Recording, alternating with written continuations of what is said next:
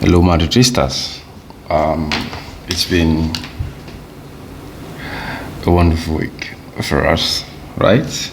And so I'm going to say something that I never thought I would say in public, but in the history as a Madridista of 8 watches, the past 7 days has been the best ever.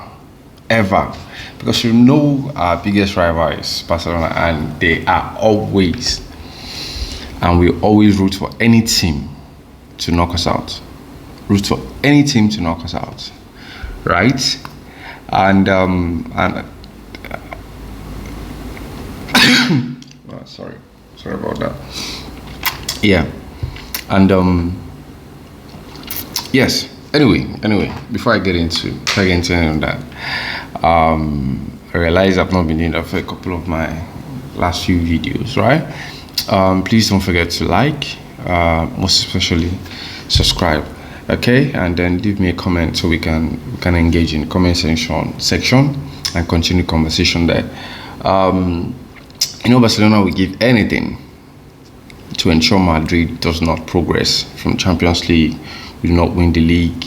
We give anything to ensure we are losing week in, week out in La Liga. But in the past 7 days, let me just recount what has happened, right? One, they lost the second leg of his quarterfinals to PSG. A disastrous performance from Ronald Araujo and Cancelo. Real Madrid defeated Manchester City the following day. One of the most gruesome matches I've ever had to watch. Right, my anxiety was just up there, and 3 days later, was it 4? Yeah, 4 days later, the Clasico. And I won't lie to you, I was not happy with the first team selection from Ancelotti. I basically complained about it because we know the rule. Past couple of seasons, especially from last year, you do not play Kroos and Modric at the same time together, okay?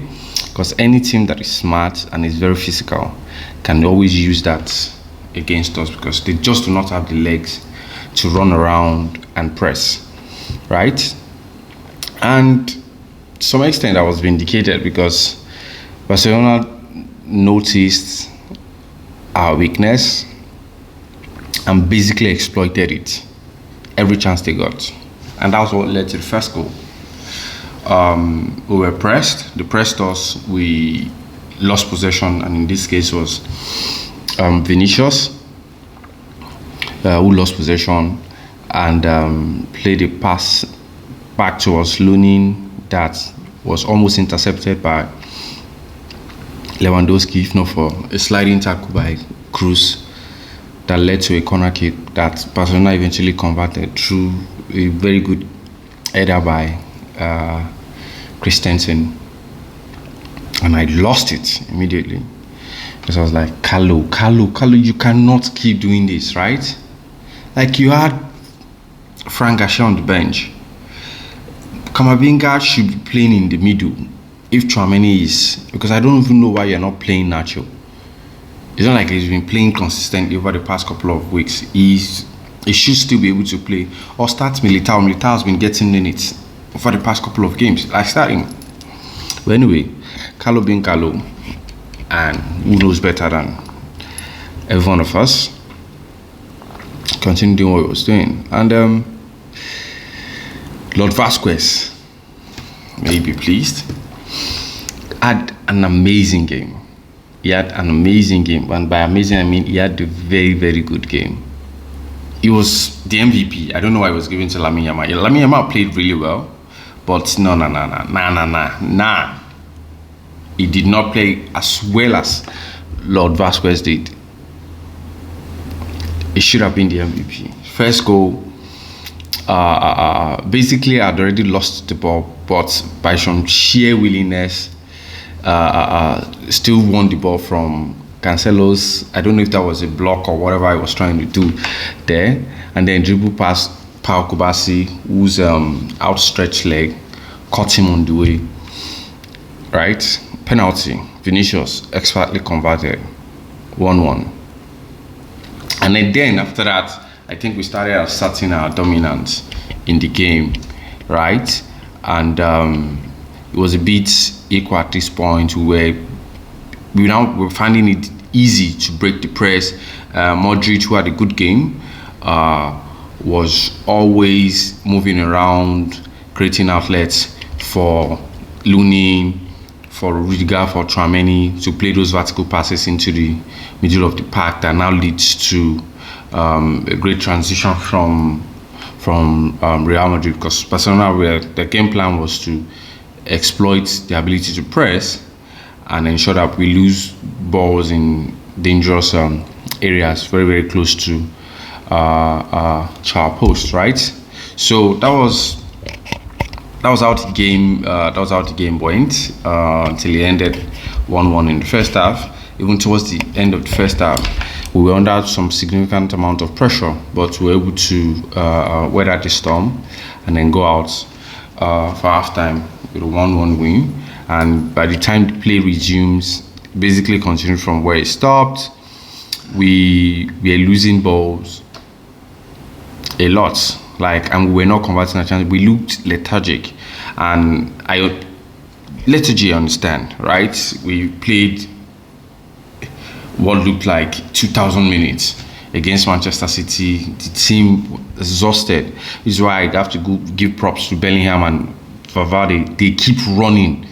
Like those people, I always say that, I don't know, I feel like Valverde has like an extra set of lungs that he keeps aside for second halves, right? But himself and Jude, they were running. Jude was pressing, which is an aspect of his game that people do not. I don't understand how people watch football these days. They think it's about goals, and we never signed this guy to come and score goals for us. It's for his ability in the middle of the park, and he does that. Even though up until this game, he had not scored, but he has been consistent. Except when he was out for a couple of games due to that crazy red card after the game versus Valencia, and the injury prior to that. Jude was pressing. Vinny missed a couple of chances that Vinny would have normally converted. But we understand, you're tired and all of that, but it was still a dangerous outlet for us. Rodrigo did not really stamp his authority in the game, and we understand. But it was good. Whenever I had the ball, especially in the first half, that outlet on the right side, we were able to create like himself and Lord Vazquez and Fede Valverde were able to create loads and loads of chances from that from the right hand side. They exploited Cancelo's terrible positioning in defense, right? Yeah. So our defense were in shambles. They were basically ball watching when Lamine Yamal crossed what I believe is a very hopeful ball into box 18, and Rudiger and Tchouaméni, who had a perfect game apart from that one single mistake, they were basically ball watching, and Lunin did the best he could do in that situation, because there was a Barcelona player who attempted to touch the ball, so it was caught between whether to defend the possible new direction of the ball if the Barcelona player had touched it, or hope that he didn't touch it and the ball is still coming towards him. So he went for the second choice, parried the ball, but into the path of Fermin Lopez, right, who basically just had to touch the ball, and it was in the net. 2-1 at 60 something minutes, 68. Yes, and that was crazy. Because it was obvious that Ancelotti needed to make changes. He did make those changes immediately after. He was trying to make those changes before we could smell it that the goal was coming for Barcelona, right, and that he needed to make that change on time. but the ball did not go out of play, so it just changed. The players outside could not come in. Players being Fran Garcia and Brahim Diaz, right? So he could not make that change on time. The goal went in, and I think like 3 or 4 minutes later, we equalized through Vini again and his lazy crosses with his weaker foot, right? And nobody could stop it. Cancelo again lost his man, was not tracking the run of Lord Vazquez behind him, and Vazquez just volleyed it into the back of the net. 2-2, game on. And at that point, we were able to make those changes, right? We made the change before then, right? What was left is basically to just manage the game. You will see that Real Madrid tried to considerably slow the game down, right? Even when we had we had a chance to transition and catch back Barcelona on a break, we did not exploit it. We basically took the ball to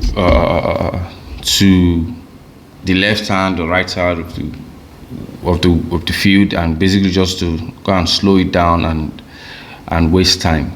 But thank God for the urgency that a player like Brahim brings in whenever he comes in, and what a beautiful carry from the middle of the park, and the way he basically held onto the ball until he had the space that he needed to pass the ball to Vazquez, who basically squared it. And great run by Joselu, by the way, that took Araujo with him, and guess who was looking at the back of the post?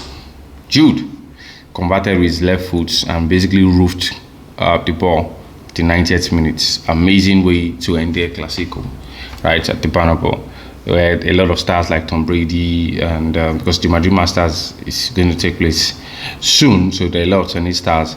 Rafael Nadal and my boy Carlos Alcaraz were in attendance, right? So it was really good. And on the individual side, great game by Lunin, but it looked shaky at the beginning. Lord Vazquez, my MVP, like I mentioned, Tchouaméni and Camavinga and Rudiger, great pairing, apart from them ball watching for Barcelona's second goal.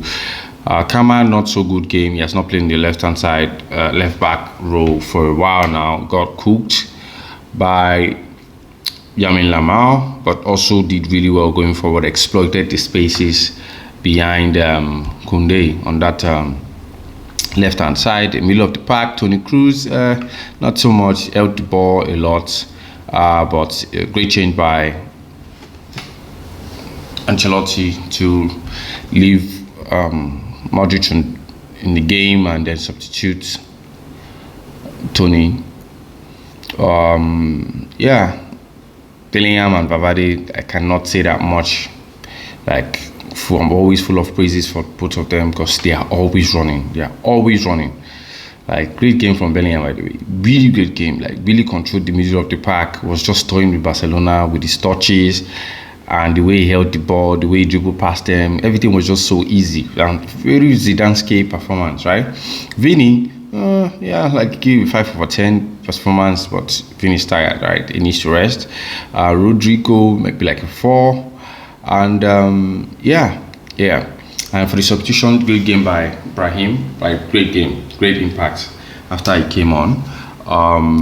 Fran Garcia as well held on that left-hand side, did not allow Lamine Yamal to go past him once, and was doing a lot going forward. We needed his speed and his urgency on that left-hand side, right, for us to be able to equalize and to basically even win the game at the last minute. Joselu as well did not do much apart from that run that distracted Araujo to free up Bellingham to be able to roof the ball into the net. Eder Militao, I cannot wait for you to start to become a regular again, and we really need your height and your experience against Bayern Munich. So it was good to see him playing again. So that's basically it. There are a couple of controversies, right? Let's even talk about the goal or the phantom goal, like a lot of people have been calling it. I do not know. It looked like it was in, but then from other angles, it looked like it wasn't in. And you can't blame anyone except what's it called, La Liga, because as a big league, this should be a non-issue, right? But trust La Liga, they'll make it an issue. And guess who supported the head of La Liga that insisted that there is no need for goal line technology? Barcelona. The only two clubs that opposed this guy remaining as president was Real Madrid and Athletic Bilbao. So you can't blame anyone else but yourself. And this man is so terrible that while the game was going on, he was already tweeting about it to say VAR will always override goal line technology. Like, is it that if you want to save cost, is it for something this important in football, in modern football? Anyway, game was won. We are 11 points ahead of Barcelona. We're 81, they're 70 points. The league is basically done. We need to have to be mathematically done. We need 7 more points from our remaining games, right, for us to be officially crowned La Liga winners. But one of the things that I was hoping to see in that game was Arda Güler was unable to play. Hopefully in the next couple of weeks, once we've won the game, Arda Güler will be starting a lot, Frank Garcia as well, and the other, so that the other players can get a rest ahead of the Champions League semi-final, maybe semi-final second leg, and the Champions League final itself. Okay, thank you once again, everyone, for watching. Really appreciate it, for the consistency, for the feedback, for the likes, for the subscribe. Really appreciate it. Thank you, everyone, and I will see you some other time. Don't forget to like, don't forget to subscribe. A la Madrid.